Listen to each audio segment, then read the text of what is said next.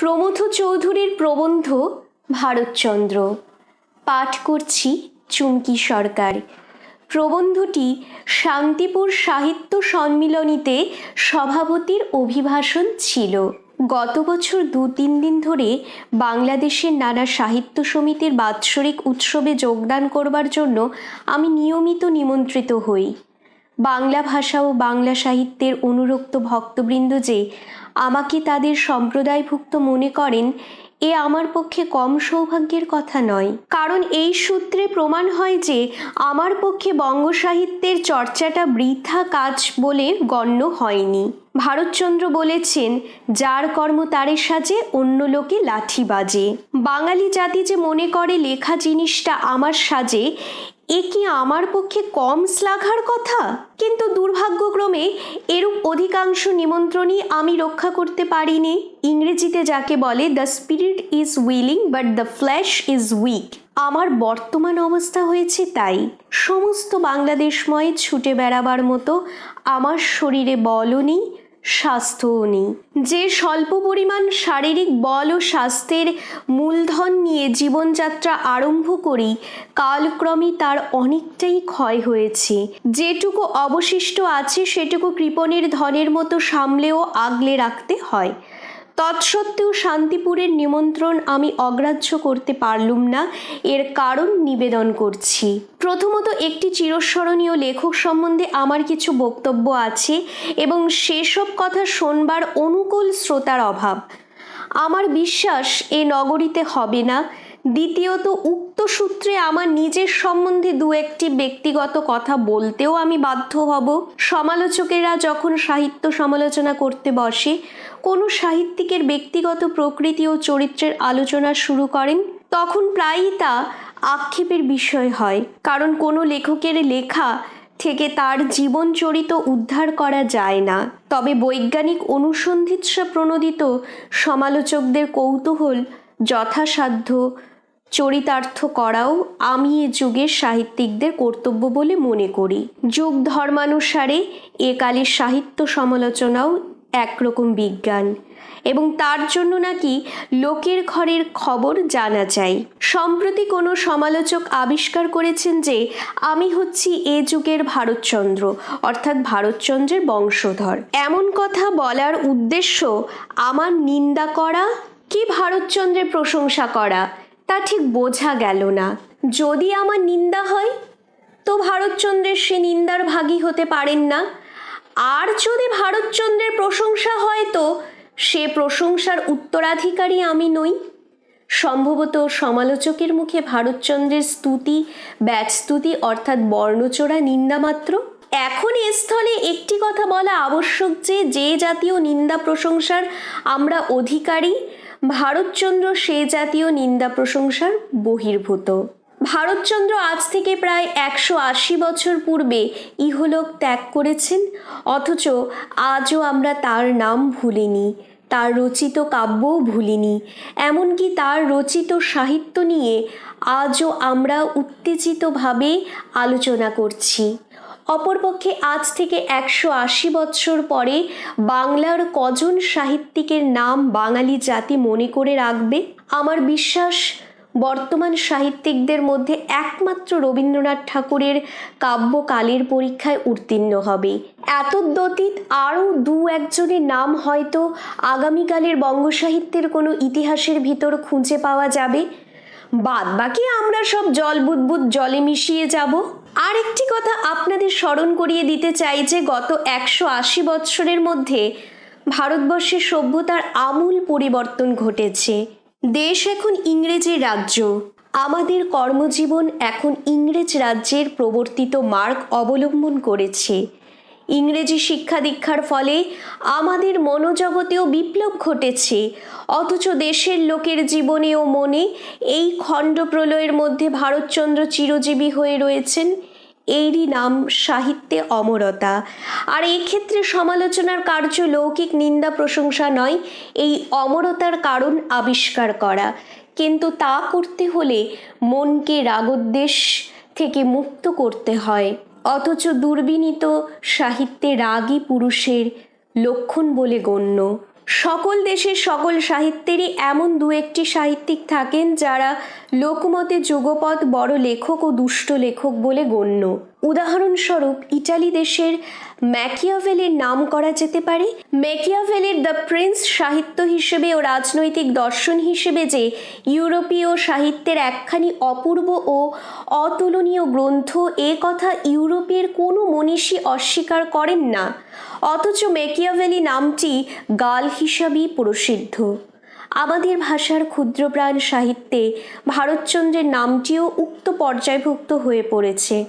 ভারতচন্দ্রের এই দুর্নামের মূলে কতটা সত্য আছে সেটা এখন যাচিয়ে দেখা দরকার, কারণ কুসংস্কার মাত্রই কালক্রমে সমাজে সুসংস্কার বলেই গণ্য হয়। সাহিত্য সমাজেও অনেক সময় উক্ত হিসেবে কু সু এবং সু কু হয়ে ওঠে। ভারতচন্দ্রের সঙ্গে কোন কোন বিষয়ে এ যুগের সাহিত্যিকদের কতটা মিল আছে সে বিষয়ে ঈষৎ লক্ষ্য করলেই ভারতচন্দ্রের যথার্থ রূপ ফুটে উঠবে। প্রথমে তার জীবনচরিত আলোচনা করা যাক। বলা বাহুল্য তার জীবন সম্বন্ধে বেশি কিছু জানা নেই, তবে তিনি নিজ মুখেই তার জীবনের দু চারটি মোটা ঘটনা প্রকাশ করেছেন। আমার অকুরুণ সমালোচক বলেছেন যে ভারতচন্দ্র ও আমরা উভয়ই উচ্চ ব্রাহ্মণ বংশে উপরন্তু ভূসম্পন্ন ব্যক্তির ঘরে জন্মগ্রহণ করেছি। ভারতচন্দ্রের সম্বন্ধে ঘটনা যে তাই, তিনি তা গোপন করতে চেষ্টা করেননি। তিনি মুক্ত কণ্ঠে স্বীকার করেছেন যে ভূঋষিটে মহাকায় ভূপতি নরেন্দ্র রায় মুক্তি বিখ্যাত দেশে দেশে ভারত তনয় তার অন্নদা মঙ্গলসার কহি কৃষ্ণচন্দ্রের আদেশে। এখন জিজ্ঞাসা করি, কোনো লেখকের লেখা বিচার করতে বসে তার কুলের পরিচয় নেবার ও দেবার সার্থকতা কি? বিশেষত সে বিচারের উদ্দেশ্য যখন লেখককে অপদস্থ করা। যদি পৃথিবীর এমন কোনো নিয়ম থাকতো যে লেখক উচ্চ ব্রাহ্মণ বংশীয় হলেই তাকে নিম্ন শ্রেণীর লেখক হতে হবে, তাহলে সমালোচক অবশ্য কুলজ্ঞ হতে বাধ্য। কিন্তু ব্রাহ্মণ বংশে জন্মগ্রহণ করাটা তো সাহিত্য সমাজে লজ্জার বিষয় নয়। ভারতচন্দ্রের পূর্ববর্তী ও পরবর্তী বহু কবি তো জাতিতে ব্রাহ্মণ, এবং তার জন্য তাদের ইতিপূর্বে কেউ তো হীনচক্ষে দেখেনি। শুনতে পাই ভারতবর্ষের দক্ষিণাপথে নন ব্রাহ্মীণ মুভমেন্ট নামক একটা ঘোর আন্দোলন চলছে, কিন্তু সে শুধু রাজনীতির ক্ষেত্রে আমি উক্ত আন্দোলনের পক্ষপাতী। কিন্তু উত্তরাপথের সাহিত্য ক্ষেত্রেও যে ব্রাহ্মণ নিগ্রহের জন্য কোনো দল বদ্ধপরিকর হয়েছে এমন কথা আজও শুনিনি। সুতরাং এ কথা নির্ভয় স্বীকার করছি যে আমিও সেই সম্প্রদায়ের লোক যে সম্প্রদায়ের গায়ত্রী মন্ত্রে জন্মসুলভ অধিকার আছে। এ বংশে জন্মগ্রহণ করাটা এ যুগে অবশ্য গৌরবের কথা নয়, কিন্তু অগৌরবের কথাও তো নয়। সম্ভবত সমালোচকের মতে একে ব্রাহ্মণ তাই ভূসম্পন্ন হওয়াটা, একে মনসা তাই ধুনোর গন্ধের সংযোগের তুল্য। ভারতচন্দ্র এ জাতীয় সমালোচকের মতে যতটা অবজ্ঞার পাত্র, কবি কঙ্কন বোধ হয় ততটা নন, কারণ মুকুন্দরাম চক্রবর্তী তার চণ্ডীকাব্যের আরম্ভে এই বলে আত্মপরিচয় দিয়েছেন যে দামুন্নায় চাষ চষি। কিন্তু চাষ না চষলে যে বড় লেখক হওয়া যায় না, সাহিত্য জগতে তার কোনো প্রমাণ নেই। কারণ ধানের চাষ পৃথিবীতে একমাত্র চাষ নয়, মনের চাষ বলেও একরকম চাষ আছে, আর সেই চাষেরই ফসল হচ্ছে সাহিত্য। অন্তত এতদিন তাই ছিল। আমার মনে হয় যে ভারতচন্দ্রের জাতীয় সম্পত্তির উপর কটাক্ষ করবার একমাত্র উদ্দেশ্য হচ্ছে ইঙ্গিতে এই কথাটা সকলকে বুঝিয়ে দেওয়া যে এইরূপ বংশে জন্মগ্রহণ করবার জন্যই সাহিত্য চর্চা তার পক্ষের বিলাসের একটি অঙ্গমাত্র ছিল। সুতরাং তিনি যে সাহিত্য রচনা করেছেন সে হচ্ছে বিলাসী সমাজের প্রিয়। আজীবন বিলাসীর মধ্যে লালিত পালিত হলে লোকে যে সরস্বতীর সেবা করে তার নাম নাকি দুষ্ট সরস্বতী। লক্ষ্মী সরস্বতীর মিলন সাহিত্য জগতে যে অনর্থ ঘটায় এমন কথা অপরের মুখেও অপর কোনো কবি সম্বন্ধেও শুনেছি। সুতরাং ভারতচন্দ্রের জীবন কতটা বিলাস বৈভবপূর্ণ ছিল তারও কিঞ্চিত পরিচয় দেওয়া আবশ্যক। সমালোচকরা আবিষ্কার করেছেন যে আমার জীবন হচ্ছে একটি ট্র্যাজেডি। এক হিসেবে মানুষ মাত্রেই জীবন একটা ট্র্যাজেডি, এবং আমি অবশ্য সাধারণ মানবধর্ম বর্জিত নই। কিন্তু কী কারণে আমার জীবন অনন্য সাধারণ ট্র্যাজেডি সে কথাটা তাঁরা প্রকাশ করে বলেননি। বোধহয় এই কারণে যে আমার জীবন সুখময় কি দুঃখময় তা অপরের কাছে সম্পূর্ণ অবিদিত। আর আমার জীবনের যে পরিচয় সকলেই পান তাকে ঠিক ট্র্যাজেডি বলা চলে না। আমার মাথার উপর চাল আছে আর সেই চালে ঘর আছে, আমার ঘরে ক্ষুধার চাইতে বেশি অন্যের সংস্থান আছে, উপরন্তু আমার পরিধানের বস্ত্র আছে ইংরেজি বাংলা দু রকমেরই। এর বেশি সামাজিক লোকে আর কি চায়? আর যে প্রোগ্রেসের আমরা জাতকে জাত অনুরক্ত ভক্ত হয়ে পড়েছি তারই বা চরম পরিণতি কি? সকলের পেটে ভাত ও পরনে কাপড়ই এ যুগে মানব সভ্যতার চরম আদর্শ নয় কি? সম্ভবত আমার গুণগ্রাহী সমালোচকদের বক্তব্য হচ্ছে আমার সাংসারিক জীবন নয়, সাহিত্যিক জীবনই একটা মস্ত ট্র্যাজেডি। অর্থাৎ আমার সাংসারিক জীবন মহা ট্র্যাজেডি হলে আমার সাহিত্যিক জীবন এত বড় প্রহসন হতো না। সে যাই হোক, ও বিষয়ে ভারতচন্দ্রের জীবনের সঙ্গে আমার জীবনের কোনো মিল নেই। ভারতচন্দ্রের সাংসারিক জীবন ছিল সত্যই একটি অসাধারণ ট্র্যাজেডি। সংক্ষেপে ভারতচন্দ্রের জীবনের মূল ঘটনাগুলি বিবৃত করছি। তার থেকেই প্রমাণ পাবেন যে তাঁর জীবনের তুল্য ট্র্যাজেডি বাংলার কোনো সাহিত্যিকেরই জীবনে নেই, এমনকি তাদেরও নেই যাদের সাহিত্যিক জীবন হচ্ছে একেবারে ডিভাইন কমেডি। ভারতচন্দ্রের জীবন সম্বন্ধে আমি কোনোরূপ গবেষণা করিনি, কারণ জ্ঞান আমার বরাবরই ছিল যে ভগবান আমাকে কোনো বিষয়ে গবেষণা করবার জন্য এ পৃথিবীতে পাঠাননি। সুতরাং পরের মুখের কথার উপরেই আমাকে নির্ভর করতে হবে। 1302 শতাব্দের দ্বারকানাথ বসু নামক জৈনিক ব্যক্তি কবির জীবনী সম্বলিত ভারতচন্দ্রের গ্রন্থাবলী প্রকাশ করেন। এই অখ্যাতনামা প্রকাশকের প্রস্তাবনা হতে আমি ভারতচন্দ্রের জীবনী সংগ্রহ করেছি। আমার বিশ্বাস বসু মহাশয়ের দেওয়া বিবরণ সত্য, কারণ বঙ্গভাষা ও সাহিত্যের প্রসিদ্ধ ঐতিহাসিক শ্রীযুক্ত দীনেশচন্দ্র সেন তার গবেষণাপূর্ণ গ্রন্থে প্রায় একই গল্প বলেছেন, শুধু বসু মহাশয়ের বঙ্গাব্দ সেন মহাশয়ের হাতে খ্রিস্টাব্দে পরিণত হয়েছে এই তফাৎ। 1712 খ্রিস্টাব্দে ভারতচন্দ্র হুগলি জেলার অন্তর্গত পেরো গ্রামে জন্মগ্রহণ করেন। তার পিতা নরেন্দ্র নারায়ণ রায় ভুরুশুট পরগনার অধিপতি ছিলেন। বর্ধমানাধিপতির সঙ্গে বিবাদে তিনি সর্বশান্ত হন। ভারতচন্দ্রের বয়স তখন 11 বছর। এ অল্প বয়সে তিনি বিদ্যাভাষার্থ লালায়িত হন। পিতার বর্তমান নিঃস্ব অবস্থায় যথারীতি বিদ্যাশিক্ষার অসুবিধা হওয়ায় তিনি পলায়নপূর্বক মাতুলালয়ে গমন করেন এবং তথায় সংস্কৃত ব্যাকরণ ও অভিধান অতি যত্ন সহকারে অধ্যয়ন করেন। উভয় বিষয়ে বিশেষ নৈপুণ্য লাভ করে তিনি 14 বছর বয়সে পেরোয় ফিরে আসেন। অতঃপর তার বিবাহ হয়। অর্থকরী পারস্য ভাষা শিক্ষা না করে অনর্থকারী সংস্কৃত ভাষা শিক্ষা করায় জ্যেষ্ঠ ভ্রাতাদের দ্বারা ভর্ষিত হয়ে তিনি পুনরায় গৃহত্যাগ করেন। তারপর দেবানন্দপুর গ্রামের জমিদার রামচন্দ্র মুন্সির আশ্রয় থেকে তিনি অতি পরিশ্রমপূর্বক পারস্য ভাষা অধ্যয়ন করেন। বিদ্যাভ্যাসের জন্য তিনি অনেক কষ্ট সহ্য করেছিলেন। দিনে স্বহস্তে একবার মাত্র রন্ধন করে তাই দুবেলা আহার করতেন। অনেক সময় বেগুন পোড়া ছাড়া আর কিছু তার কপালে জুটত না। এই সময় ভারতচন্দ্র কবিতা রচনা করতে শুরু করেন। পারস্য ভাষায় বিশেষ রূপ ব্যুৎপত্তি লাভ করে তিনি 20 বছর বয়সে বাড়ি ফেরেন।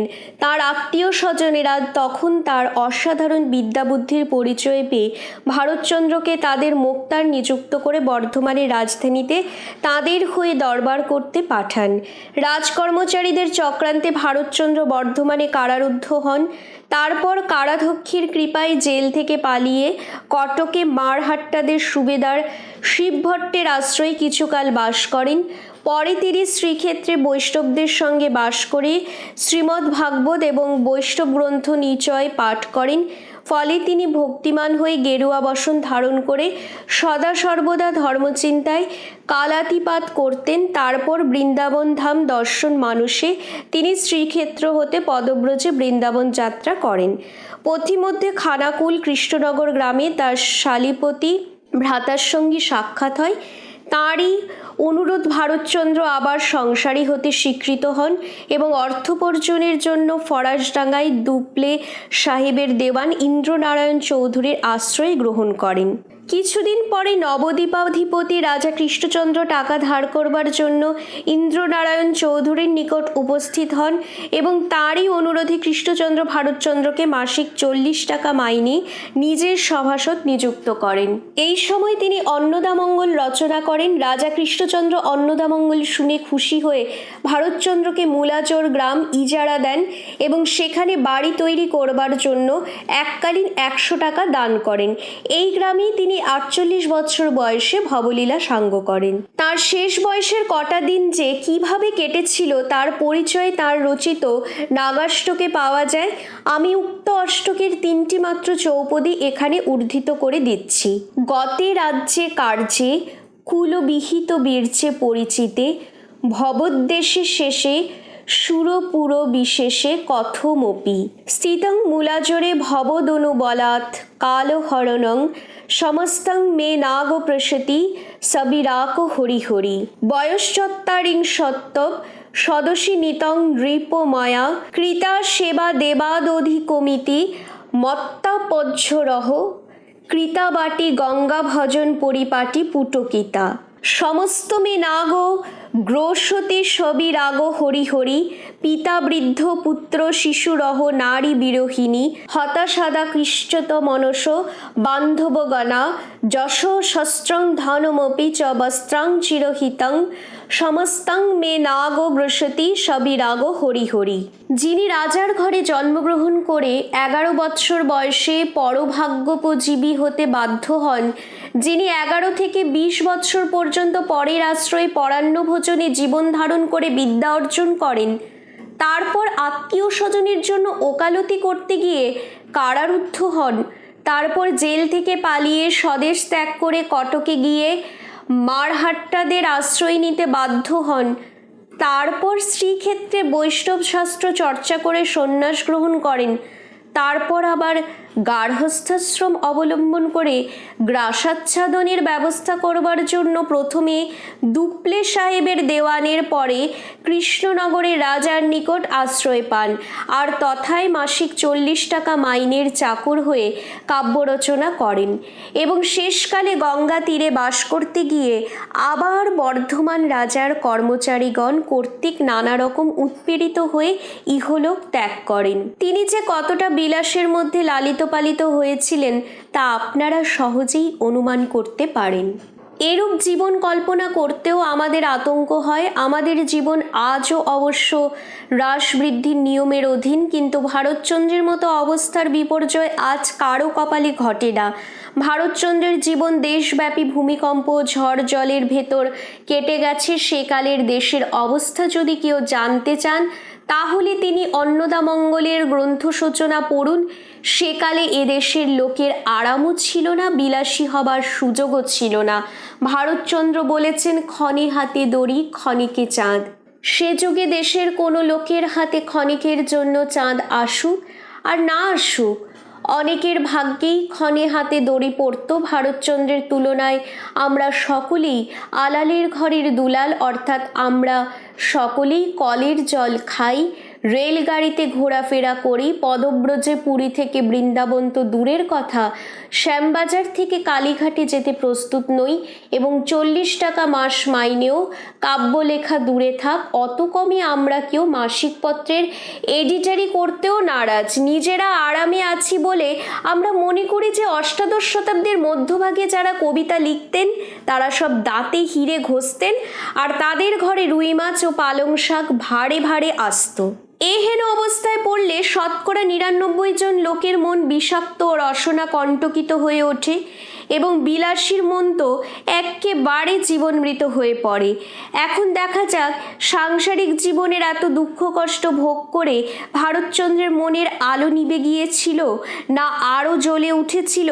ভারতচন্দ্র তার স্ত্রীর মুখ দিয়ে যে প্রতিনিন্দা করিয়েছেন সেই নিন্দার ভিতরেই আমরা তার প্রকৃত পরিচয় পাব।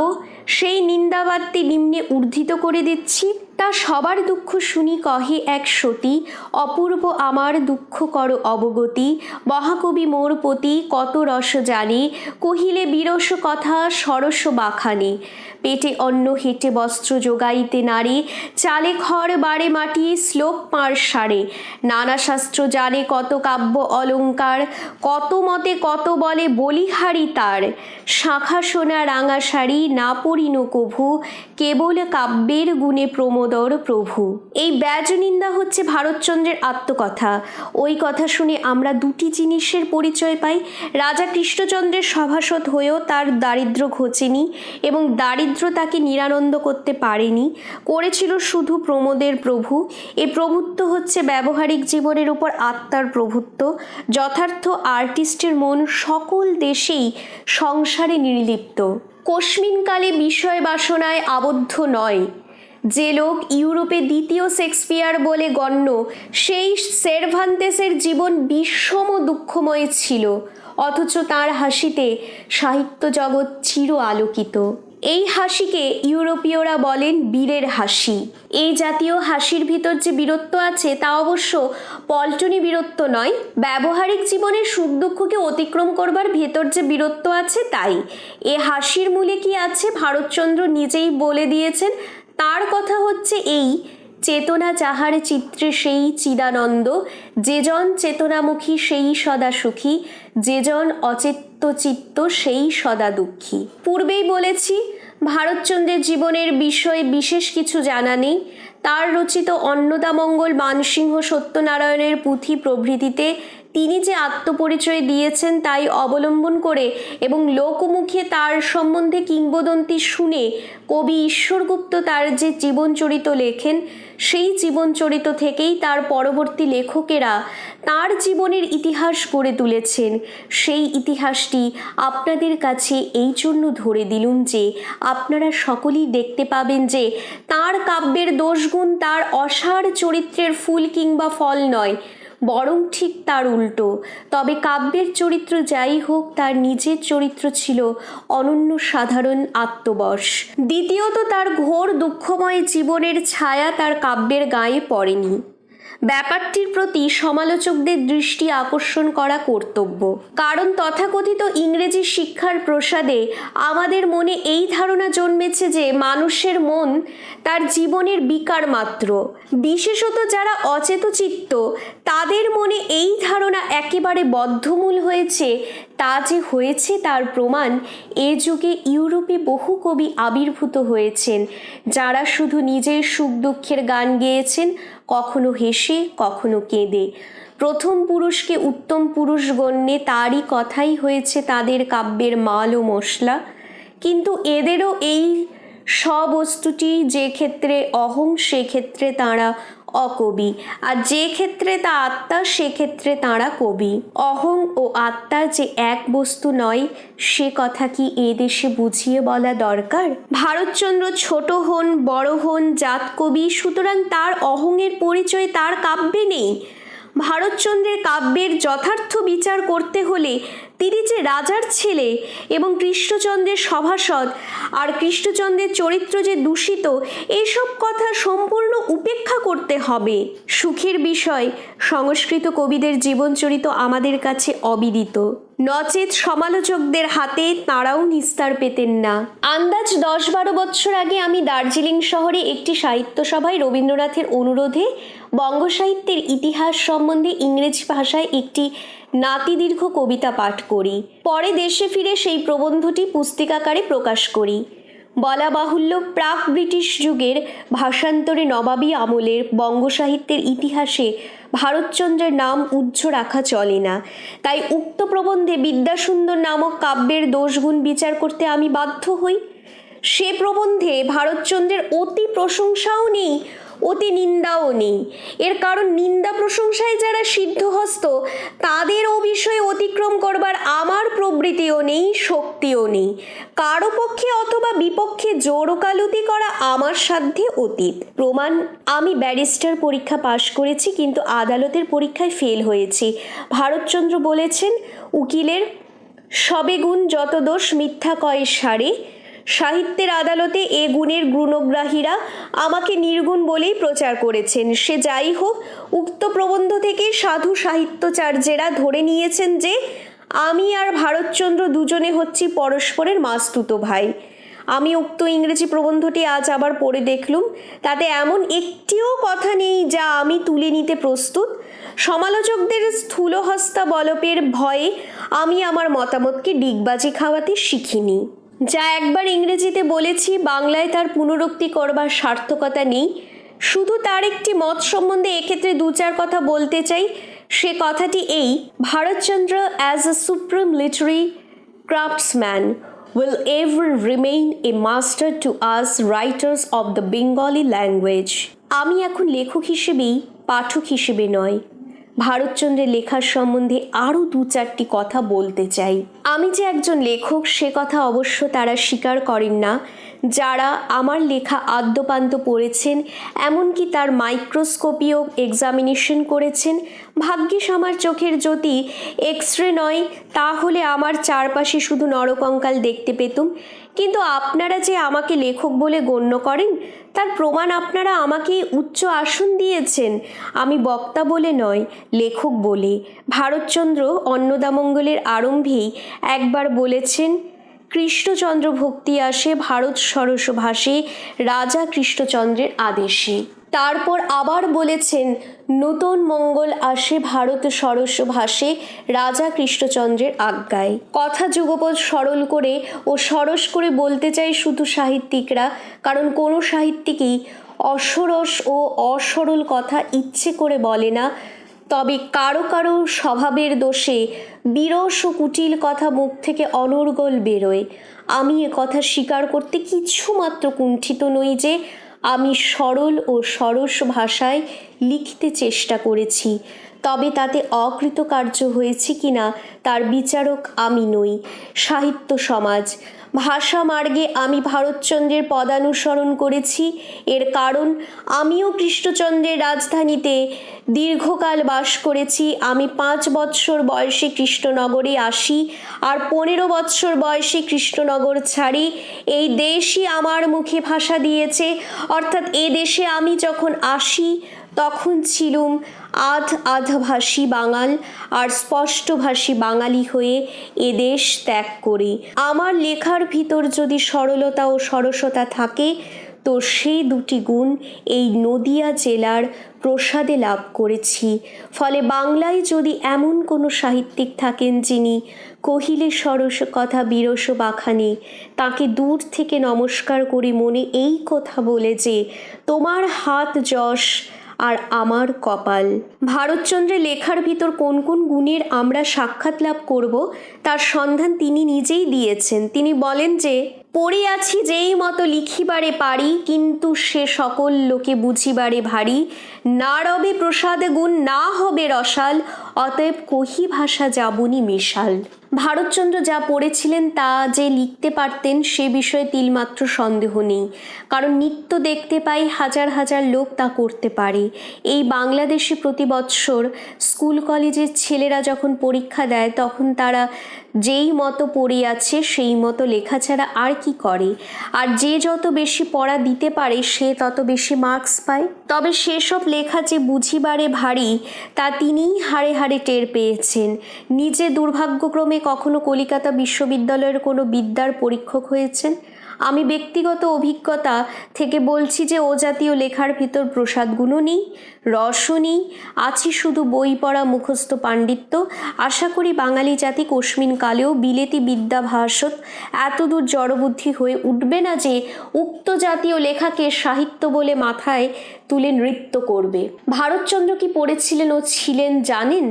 ব্যাকরণ অভিধান সাহিত্য নাটক অলঙ্কার সঙ্গীত শাস্ত্রের অধ্যাপক, পুরাণ আগম বেত্তা নাগরী পারস্যী। কিন্তু তিনি যেই মতো পড়েছিলেন সেই মতো লেখেননি কেন? তাই বুঝলে সাহিত্যের ধর্ম যে কী সকলের কাছেই তা স্পষ্ট হয়ে উঠবে। এ যুগে আমরা কোনো কবির জজ কিংবা উকিলকে ক্রিটিক বলে গণ্য করি নে। সাহিত্য সমাজের পাহাড়ওয়ালাদের তো নয়ই, তাকেই আমরা যথার্থ সমালোচক বলে স্বীকার করি, যিনি সাহিত্য রসের যথার্থ রসিক। এ জাতীয় রসগ্রাহীরা জানেন যে সাহিত্যের রস এক নয়, বহু এবং বিচিত্র। সুতরাং কোন লেখকের লেখায় কোন বিশেষ রস বা বিশেষ গুণ ফুটে উঠেছে তাই যিনি ধরতে পারেন ও 5 জনের কাছে ধরা দিতে পারেন, তিনিই হচ্ছেন যথার্থ ক্রিটিক। এখন ভারতচন্দ্রের কাব্যে প্রসাদ গুণ যে অপূর্ব, এ সত্য এতই প্রত্যক্ষ যে সে গুণ সম্বন্ধে কোনো চক্ষুষ্মান বাঙালির পক্ষে অন্ধ হওয়া অসম্ভব। এখন এই সব আলংকারিক পূজিত গুণটি কি? যে লেখা সর্বসাধারণের কাছে সহজবোধ্য, সেই লেখাই কি প্রসাদ গুণে গুণান্বিত? তা যদি হতো তাহলে কালিদাসের কবিতার চাইতে মল্লিনাথের টিকার প্রসাদ গুণ ঢের বেশি হতো। তা যে নয় তা সকলেই জানে। প্রসাদ গুণ হচ্ছে ভাষার একটি বিশিষ্ট রূপ। ভারতচন্দ্রের হাতে বঙ্গ সরস্বতী একেবারে তন্বীশ্যামা শিখর দশনা রূপ ধারণ করেছেন। যার অন্তরে বঙ্গভাষা এই প্রাণবন্ত সর্বাঙ্গ সুন্দর লাভ করেছে, তার যে কবিতা প্রতিভা ছিল সেই বিষয়ে তিলমাত্র সন্দেহ নেই। বাংলা ভাষাকে শাপমুক্ত করা যদি তার একমাত্র কৃত্তি হতো, তাহলেও আমরা বাঙালি লেখকেরা তাকে আমাদের গুরু বলে স্বীকার করতে তিলমাত্র দ্বিধা করতুম না। অমন সরল ও তরল ভাষা তার পূর্বে আর কেউ লিখেছেন বলে আমি জানি নে।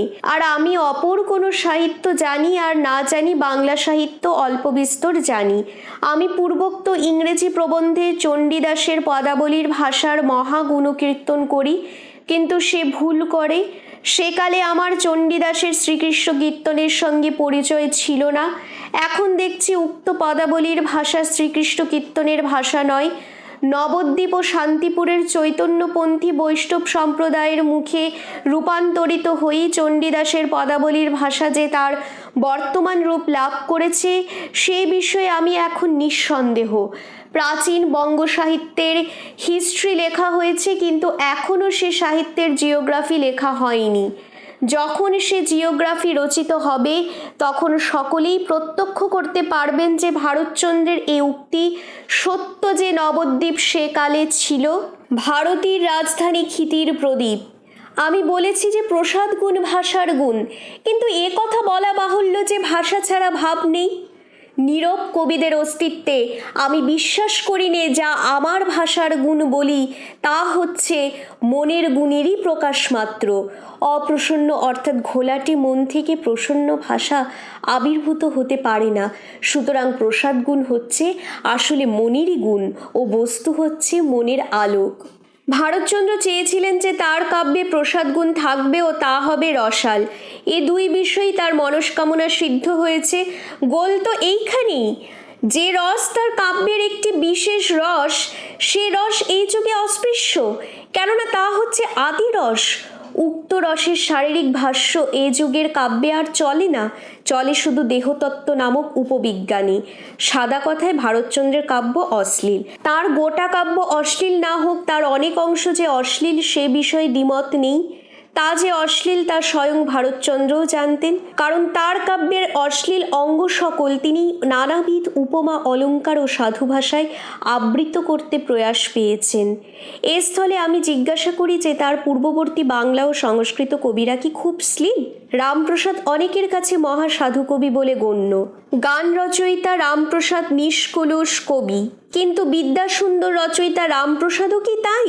চণ্ডীদাস মহাকবি, কিন্তু তার রচিত শ্রীকৃষ্ণ কীর্তন কি বিদ্যাসুন্দরের চাইতেও সুরুচি সম্পন্ন? এ দুইয়ের ভিতর প্রভেদ এই মাত্র কি না যে বিদ্যাসুন্দরের অশ্লীলতা আবৃত ও শ্রীকৃষ্ণ কীর্তনের অনাবৃত। আমি ভারতচন্দ্রের কাব্যের এ কলঙ্কমোচন করতে চাইনে, কেননা তা করা অসম্ভব ও অনাবশ্যক। আমার জিজ্ঞাসা এই যে দোষে প্রাচীন কবিরা প্রায় সকলেই সমান দোষী, সে দোষের জন্য একা ভারতচন্দ্রকে তিরস্কার করবার কারণ কি? এর প্রথম কারণ ভারতচন্দ্রের কাব্য যত সুপরিচিত অপর কারোর তত নয়। আর দ্বিতীয় কারণ ভারতচন্দ্রের অশ্লীলতার ভিতর আর্ট আছে, অপরের আছে শুধু নেচার। ভারতচন্দ্র যা দিয়ে তা ঢাকা দিতে গিয়েছিলেন তাতেই তা ফুটে উঠেছে। তার ছন্দ অলঙ্কারের প্রসাদী তার কথা কারো চোখ কান এড়িয়ে যায় না। পাঠকের পক্ষে ও জিনিস উপেক্ষা করবার পথ তিনি রাখেননি। তবে এক শ্রেণীর পাঠক আছে যাদের কাছে ভারতচন্দ্রের অশ্লীলতা ততটা চোখে পড়ে না যতটা পড়ে তার আর্ট। তারপর ভারতচন্দ্রের অশ্লীলতা গম্ভীর নয়, সহাস্য। ভারতচন্দ্রের সাহিত্যের প্রধান রস কিন্তু আদিরস নয়, হাস্যরস। এ রস মধুর রস নয়, কারণ এ রসের জন্মস্থান হৃদয় নয়, মস্তিষ্ক, জীবন নয়, মন। সংস্কৃত অলঙ্কার শাস্ত্রে এ রসের নাম আছে, কিন্তু সংস্কৃত কাব্যের এ রসের বিশেষ স্থান নেই। সংস্কৃত নাটকে বিদূষকদের রসালাপ শুনে আমাদের হাসি পায়, কিন্তু সে তাদের কথায় হাস্যরসের একান্ত অভাব দেখে। ও হচ্ছে পেটের দায়, রসিকতা। বাংলার প্রাচীন কবিরা কেউ এ রসে বঞ্চিত নন, শুধু ভারতচন্দ্রের লেখা এটা বিশেষ করে ফুটেছে। ভারতচন্দ্র এ কারণেও বহু সাধু ব্যক্তিদের কাছে অপ্রিয়। হাস্যরসে অনেক ক্ষেত্রে শ্লীলতার সীমা লঙ্ঘন করে। তার পরিচয় অ্যারিস্টফেনিস থেকে আরম্ভ করে আনাতোল ফ্রান্স পর্যন্ত সকল হাস্যরসিকদের লেখায় পাবেন। এর কারণ হাসি জিনিসটাই অশিষ্ট, কারণ তা সামাজিক শিষ্টাচারের বহির্ভূত। সাহিত্যের হাসি শুধু মুখের হাসি নয়, মনেরও হাসি। এ হাসি হচ্ছে সামাজিক জড়তার প্রতি প্রাণের বক্রন্তি, সামাজিক মিথ্যার প্রতি সত্যের বক্রদৃষ্টি। ভারতচন্দ্রের কাব্য যে অশ্লীলতা দোষে দুষ্ট সে কথা তো সকলেই জানেন, কিন্তু তার হাসিও নাকি জঘন্য। সুন্দরের যখন রাজার সম্মুখে বিচার হয় তখন তিনি বীরসিংহ রায়কে যেসব কথা বলেছিলেন তা শুনে জৈনিক সমালোচক মহাশয় বলেছিলেন যে শ্বশুরের সঙ্গে এহেন ইয়ার্কি কোন সমাজের সুরীতি। আমিও জিজ্ঞাসা করি, এরূপ সমালোচনা কোন সাহিত্য সমাজের সুরীতি? এর নাম ছেলেমি না জ্যাঠামি? তার নারীগণের প্রতিনিন্দাও দেখতে পাই অনেকের কাছে নিতান্ত অসহ্য। সে নিন্দার অশ্লীলতা বাদ দিয়ে তার বিদ্রূপেই নাকি পুরুষের প্রাণে ব্যথা লাগে। নারীর মুখে প্রতিনিন্দার সাক্ষাৎ তো ভারতচন্দ্রের পূর্ববর্তী অন্যান্য কবির কাব্যেও পাই। এর থেকে শুধু এই প্রমাণ হয় যে বঙ্গদেশের স্ত্রী জাতির মুখে প্রতিনিন্দা এসো ধর্ম সনাতন। এ স্থলে পুরুষ জাতির কিংকর্তব্য? হাসা না কাঁদা? বোধ হয় কাঁদা, নচেৎ ভারতের হাসিতে আপত্তি কি?